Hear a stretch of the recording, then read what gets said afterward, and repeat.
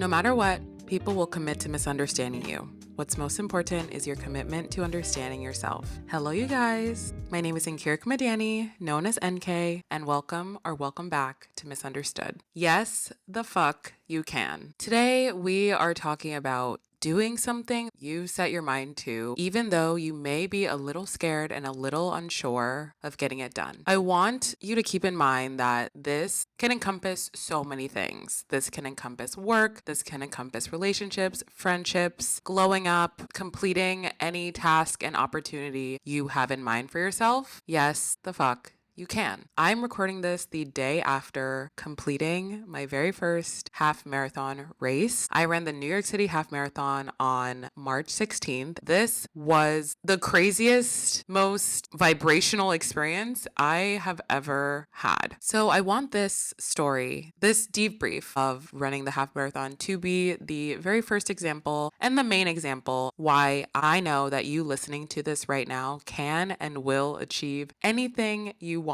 No matter if you are doubting yourself right now, you can. So let's begin. I have never ever had any interest to be a long distance runner. I grew up a sprinter, which is the exact opposite of long distance running, where being a sprinter, it's short and fast and done quickly. Being a long distance runner does require more endurance, does require more mental toughness that honestly, I didn't want to put in that work. I'll say it. I had no interest of putting in all of this work, putting my body through all of this discomfort. I just didn't know how to run properly. So I never gave it any thought. Moving to New York City put me in a different mindset about running. New York City is filled with runners. This is a very running forward city. So many people are running every single day. When I go outside, go on West Side Highway, just living my life in the city, I always think, wow, there are a lot of people here who really enjoy this form of exercise. Never had that type of connection to it to really understand it. At the time, I wanted a space where I can come meet other people on a weekly basis. Even if I am not particularly good at it, I want that social aspect. I want that camaraderie. As I kept on going, I did find that. I went for 6 weeks. I was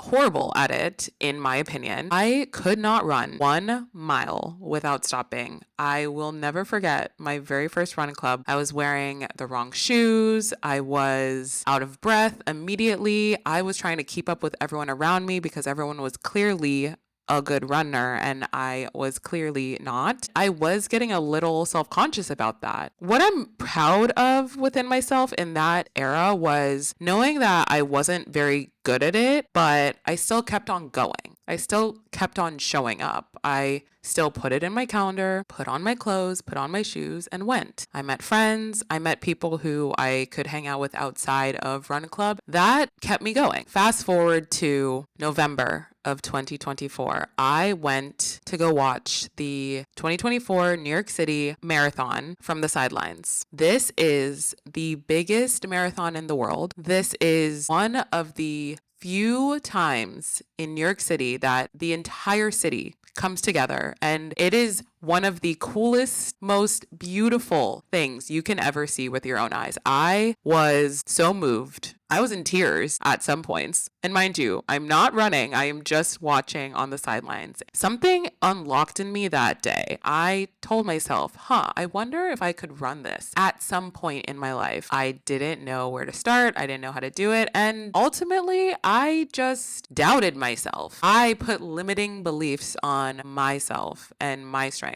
But that day left an imprint on me. It left an imprint in my mind. And I walked away thinking, I need to look into what are my next steps on actually running a marathon, hopefully in the future. I decided to start small. I encourage everyone to start small. Kudos to you if you can go from not running a race to running a marathon. That is badass and so incredible. I know myself enough, I know my body enough to know that would not have been a good idea. So I started on a smaller scale. I signed up for my very first half marathon, the New York City half, 2 weeks after watching the New York City marathon. So yes, you can say watching it truly did have an impact on me because I was then so focused on learning ways to start running. I am very goal oriented. So if you are like me and you are very goal oriented and you get super motivated by a date on a calendar or a future opportunity set in stone, a fire lights beneath you. I had it planned. I knew at that point I had exactly 4 months to figure out how the heck I am going to run a half marathon. When I had no prior training, I had never run a long distance race in my life. I was scared, but something deep down told me I need to do this and I need to do it scared. I need to do it without all the pieces of the puzzle. Because if you try to wait for every single piece of the puzzle, you're never going to finish the puzzle. You will start to really dissect every little thing negatively. You will be limiting yourself at that point. So I kind of just threw myself into the fire. Something that is also very important to note here, tore my ACL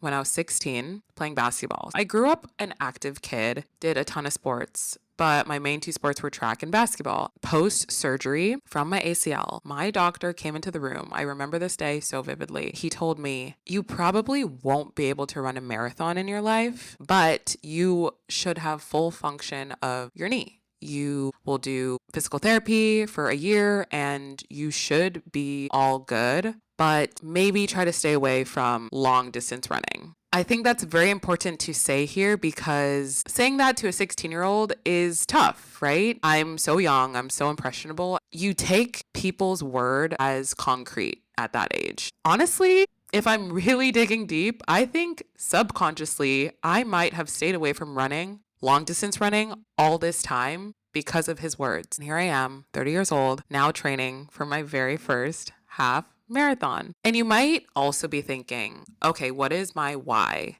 Why do I want to run a half marathon? My why is truly to engulf myself into a new activity that I had genuine interest in. I was learning things about myself little by little every single time I put on my running shoes and every single time I walked outside and just started running. When I put in my headphones, I could block out the world so easily. There were many times it was so therapeutic and I felt this high that was so beautiful, so vibrational. I wanted to feel it again and again. So that is what moved me to continue to wake up, put on my shoes, and run. And you also might be thinking, well, there's two different things. You can just run for fun. You don't have to race. That is very true. But one thing about me is I love to push myself because that's how I know I'm growing. That's how I know that I am expanding as a human being, reaching new heights for myself within myself. I wanted to sign up for a race to prove to myself that I could do it, and there's nothing wrong with that. I wanted to sign up for this race to test my levels, test my strengths, and challenge myself to really unlock a new level within myself. Onto training. I trained for a full 3 months. I started on December 12th. It was hard. I'm not going to sugarcoat that. Training was hard, and a lot of times I did lack motivation, but I never outwardly skipped a run. There was one week I took off because I was very sick. And then another week I took off because I was experiencing intense knee pain to the point of my tibialis on my non-ACL knee actually was inflamed. Those 2 moments of not running in this whole 3-month period actually is what solidified that I do love running because when I was without it, I missed it so much. So I realized that I think I did find something that truly lights me up. And that is such a beautiful feeling. Now, what you probably want to hear is how was race day? Let us go on a deep dive to really unpack everything that happened yesterday. I woke up at 3:44 in the morning because I could not sleep. I was so nervous and so scared, but knew that I had been training for this for so long. So yeah, I am gonna go. I had everything laid out the night before. I just could not sleep. So I popped out of bed at 3:44 in the morning. I got ready. I took my time. I put on some makeup. I felt really good. Nervous, but good. I met at the TFK bus. I did fundraise for the half marathon as well, which added a lot more emphasis to this race. I am also supporting an amazing cause. I got to take the bus with the team to Prospect Park. Prospect Park is where we started the race. Once we got to Prospect Park, I was basically shitting my pants. So stressed out to the point of giving myself a full-on panic attack. And I know people use that lightly, but let me tell you, my chest started to constrict. I was really scared. I had to go talk to one of the coaches and say, okay, I'm experiencing something right now in my chest. I don't feel like I can breathe. They did some exercises with me and made sure that I was okay. This happened twice that morning. That is when I knew I fully know the feeling of high adrenaline. I haven't felt like that since I was a kid. I was filled with so much adrenaline that I couldn't even speak. I couldn't even breathe.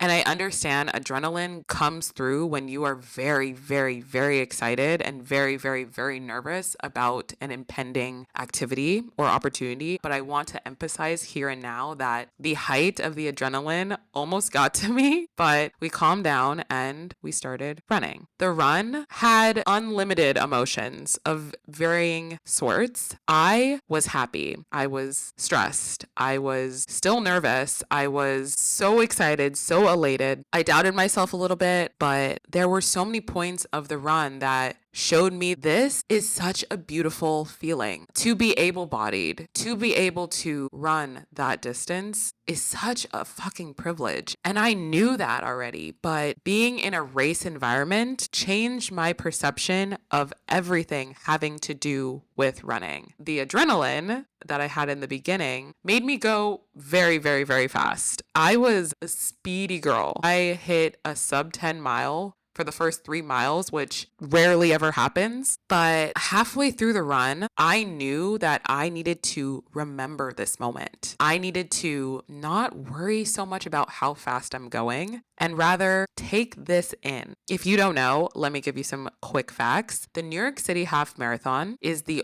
only race that goes through Times Square. They only shut down Times Square twice a year. One for the ball drop on New Year's Eve and the other for the New York City Half Marathon. That's pretty freaking cool. The second amazing fact specific to this very marathon is that this is the very first race to ever go across the Brooklyn Bridge. No other race in New York City history has ever done that. I was a part of history, and that is so, so amazing. I knew that I needed to take this in. This is my very first race. I don't need to do too much to the point that I walk away upset or I walk away stressed and sad. I need to live in this moment because this is my only first time. I will never have a first race again. This is it. So if I don't enjoy it now, I will regret it later. So halfway through the race, I stopped caring about how fast I was going. And the race changed for me once I decided to let go of the perfectionism and let go of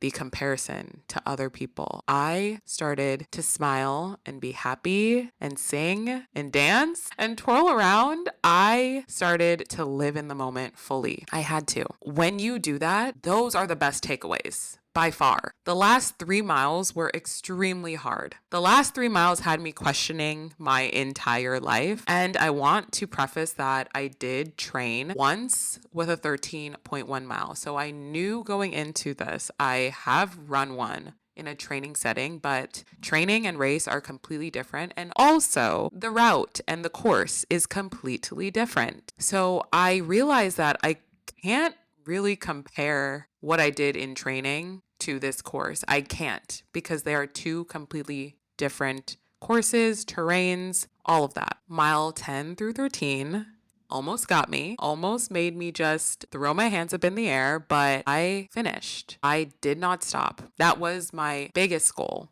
Continue running without stopping the entire 13.1 miles, which I absolutely did. My other goal was to try to get a faster time than my training time. But what I just previously said, looking back, I can't compare the two. The hills on the New York City Half Marathon course were gnarly, and there were a lot of them. Whereas when I ran it during training, I actually didn't have any hills. So the race that I ran is independent of anything that I have ever done. For that, I need to live in that. I need to be so proud of what I accomplished. I also have to keep in mind that I was essentially pacing myself. The New York City Half Marathon has pacers who run the course with you. However, because I didn't know my estimated time, I was put in a wave that was different than my actual pace time. So I didn't have anyone who I can run with during my race to help me set my pace, which is okay. Keep in mind, all of these things are really helpful tools and notes for the next race. And then you're thinking, oh, she wants to do another one. Well, here's the thing. I really like running. I really enjoy it. My takeaways from this half marathon is I was overwhelmed, was nervous. The adrenaline was very high. Never run this course before. There was a lot of newness. The foreign aspects of it all really threw me off. However, I did it. And I can always walk away saying, I did this. I accomplished something so great, so big. Crossing that finish line was the most euphoric feeling I have ever had. And that made me think, I want to do this again. I want to sign up for another race. I want to do all types of races. I want to do a 5K, a 10K. I want to do a half marathon. And hopefully one day I will be part of the 1% and run a marathon. Time will tell. My running journey is so open-ended, and I get to write those chapters for myself on my own terms. But what I will say right now is the fact that I started training 3 months ago and I just ran my first half marathon race tells me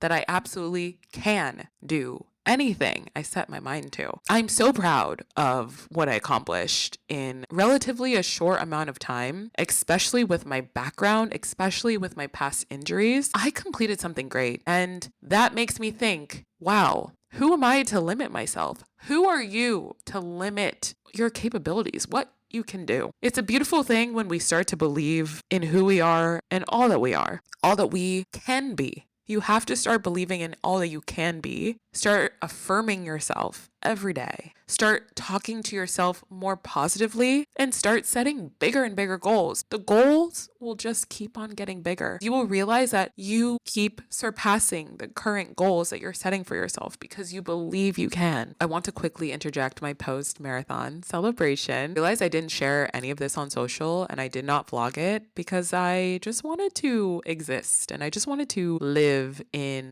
the high and live in that moment. But for the podcast, you'll get a little treat. I had 2 of my friends come cheer me on. That was so special. More and more, I'm realizing how special the people in your life are who really care about you and really want the best for you. One of my friends took a video of me when she saw me crossing in Times Square. She was cheering my name. It was evident in the video, and I was so overwhelmed with being in Times Square that I did not see her or hear her. I didn't really see anybody. I was so overwhelmed, but just knowing that somebody cares enough to stand outside, watch for me, cheer me on means so much. And then my other friend, she made a sign that just meant so much to me. This same friend who brought the sign, such a sweetheart, let me go to her apartment, take a shower, change into new clothes. She was like, we are going out. We are having a day. So we had such a fun day. It was St. Patrick's Day weekend. A day was had. We went to Dead Rabbit. She had been there before. I had never been, but I learned that this is the most famous Irish bar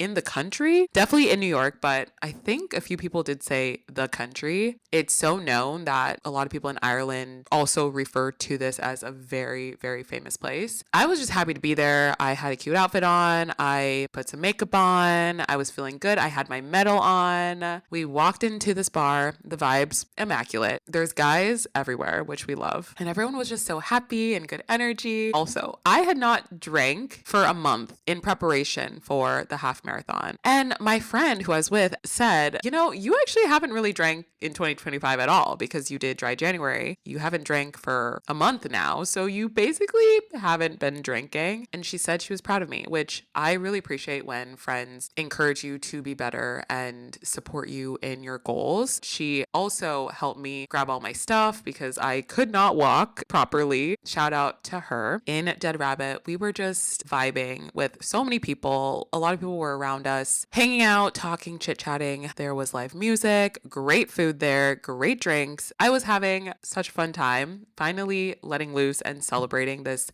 big accomplishment, but also celebrating St. Patrick's Day. We met 2 groups of guys. One of the groups came from Ireland. They were straight from Ireland on a trip to New York City. We were with them for 6-7 hours. There was another pair of guys. They were at the bar right next to us. I actually recognized the bartender from a different bar. I went up to the bartender and said hi, and then it sparked an entire conversation between the bartender and then these two guys. One of the guys is married. He was a great guy, super kind and super sweet. Then the other guy, he was so hot, so nice, so funny, so tall. Anyways, we were all just chit-chatting, having a great time. And this was a span of like 2 hours. We were there for a very long time. I have to say, I had some confidence in me. Maybe it was being tipsy for the first time in a month, or the high of running my half marathon, but I was a very confident girly. Probably an hour and a half into talking with them, the guy who I had a crush on went to the bathroom, and I walked up to his friend. He's the married guy. I said, hey, just wanted to ask, is your friend single? Just curious. Okay, also, I have never done this before, ever. But I was just really confident, and I thought, wait, but I can go up to him and I can ask that. There's no harm in it. If I want something, I'm going to get it.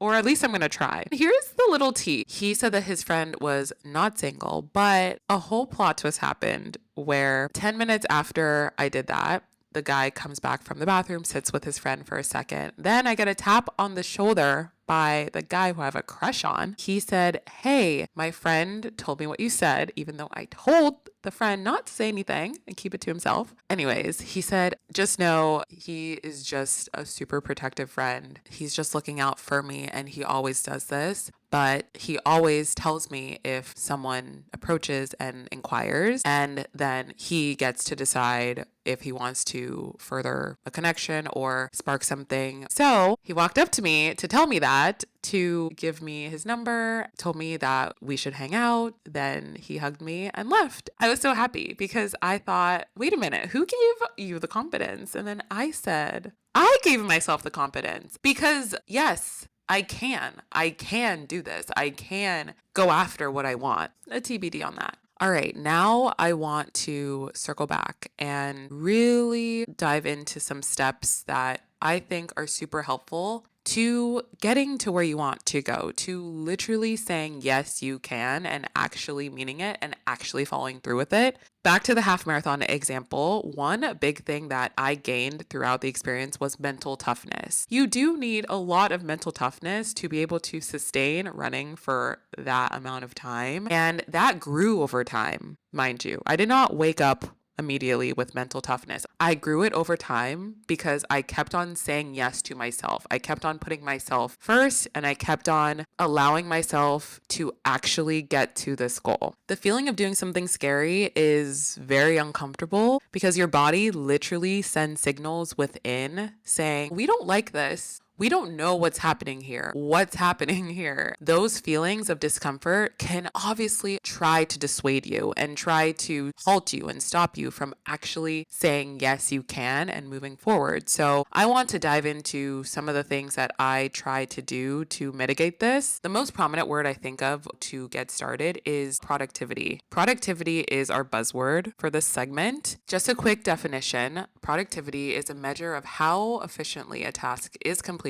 comparing the amount of output produced with the amount of input used. It can apply to how well an individual performs their job or how effectively a company produces goods and services. You can apply productivity to literally anything in life. That's the takeaway. You want to start working out. First off, you need a goal. And then once you have a goal, then we can dial backwards because productivity will get you to the goal. And productivity is the hardest part, in my opinion. Here are some things I use for my productivity that you guys should absolutely try if you are struggling or stuck with how to get started. Time batching. Time batching has been the biggest game changer in my life for the past few years. I've been doing this. Time batching allows my days to stay focused. I am literally blocking off certain hours for a specific task. If I don't need a certain amount of hours for that given task, then I know for next time and I can optimize my day further. Let's put that into practice. Use running for for the example, in the mornings, I usually run for 45 minutes to an hour. So I just block off 1 hour. After my run, put this time block in my calendar for 3 times a week because I trained 3 times a week for the New York City Half Marathon. Another time block that I would have is for work, but I would make it very specific. Making it specific makes it attainable. Let's say I'm editing a video. I will give myself an hour to edit the video. Even if it is not complete by the hour, I push pause and I pivot to something else I need to do. Maybe I need to go do laundry. All right, another time block, 2 hours for laundry. Historically takes about 2 hours, give or take. I time block for making dinner so that I'm not lagging or taking up too much time at making dinner, which can often leave me stressed. I want to stress the point. Time batching will truly optimize not only your day, but how you emotionally enter your day and how you view all of your activities. It is essentially gamifying your days. And hey, this isn't for everybody. However, if you're someone who struggles with how to actually get a grip of your life and actually take control, this is how you take control, 100%. Another tool I use for productivity is Notion. You've probably heard of Notion. It is a digital space where you can plan anything. Anyone who's a planner will absolutely love this. I am type A. I am a planner. So Notion is my best friend. I use Notion currently for all of my podcast episodes. I brain dump all of my podcast ideas, put them in order in how I want to record them in the future. It has been such a game changer. I also use it for tasks. For my podcast specifically, there are so many things that go into the podcast outside of this episode. So many other things that I need to do to have the podcast fully functioning and continuing to grow. I use Notion to check off every single task that is associated with every single podcast episode. This has kept me so up to date, but also at times it has made me ahead of schedule, which I love being ahead of schedule. When you're ahead of schedule, you feel good about yourself, and that further allows you to believe in yourself and believe that you can do something because you've showed yourself once, you can absolutely do it again. I want to talk about a little taboo example. Let's talk about saving money. What I have implemented this year is my journal. Anyone who's listening to this and is a YouTube subscriber, you already know, but for the general public, I created a journal that is personalized to me for my life. And one of the pages in my journal is a savings jar. You know what a savings jar is from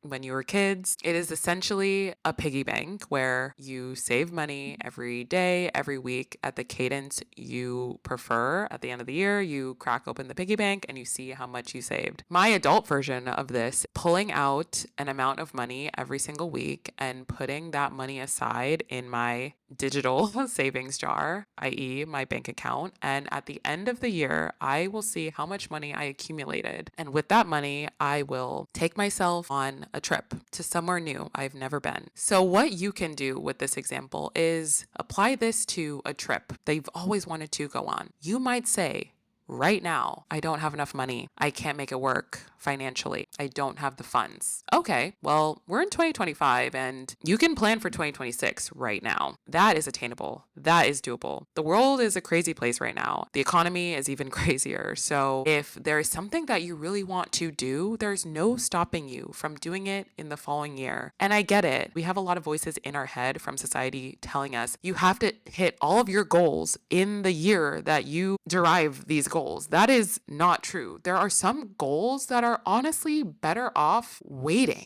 better off leading up to. So that dream trip you want to go on, this dream destination, this experience you want to give to yourself, yeah, that can absolutely happen. All you have to do is start planning now. Little by little. I'm not saying throw away all your money into this plan right now. The best things happen when you plan ahead. Honestly, a lot of life cannot be planned, but that's not what I mean. If you take time now to incrementally plan for something that you really want to do in the future, you will be better equipped for that plan and that goal, and you'll probably have more fun because you have culminated all of this money and all this time of researching and really being intentional about the journey to get to the goal. Update live on the pod. I just sent this guy a message, the guy who I met at Dead Rabbit. So we're going to just cross our fingers and see what comes of this. And hey, if all else fails, it'll be a story I can tell the pod at a future date. But I'm glad I'm shooting my shot. This is the year of shooting my shot with boys, with my career, with my health and wellness, with anything I so please. Just a reminder, you will never feel 100% ready. Do it anyway. Do it scared. Do it unsure. Just do it. The best things happen when you just start. I mean, honestly, I could have just second guessed myself and not messaged this guy, but why not? Why not? There's no harm in doing it. I put myself out there. Let's just see what happens. If I started to second guess myself just because I felt unsure or for whatever reason, I would potentially be missing out on something great. Time will tell, but I want to keep on flexing this muscle of saying yes, doing things that kind of scare me or are out of my comfort zone, because the best things happen when you leave your comfort zone. Something I like to remember is that if you couldn't do it or you weren't capable, it wouldn't be in your heart to do. The universe never gives you something you can't handle. If you want to go on that trip, you will. If you want a new job, you'll get it. If you want to start a new hobby, great. I can't wait to hear about how it's going, because if you want it so badly, you are destined to have it. And between the thought and the reality is how you get there. And it's so important to be intentional about the space you live in before the goal matriculates. You can prove to yourself you are stronger than you think you are, that you have the capacity for more. We all have the capacity for more. We all are able to do the things we say we want to do. We all are, truly. It takes us to lean into the belief. It takes our willingness to put one foot in front of the other, even if they are baby steps, and to make it happen. Because remember, yes, the fuck you can. And with that, thank you so much for listening to another episode of Misunderstood. Remember to leave a rating on the podcast and follow it on Spotify. Come hang out with me on my other socials, TikTok, YouTube, Pinterest, and Instagram at NK Madani. And I will talk to you guys in my next one.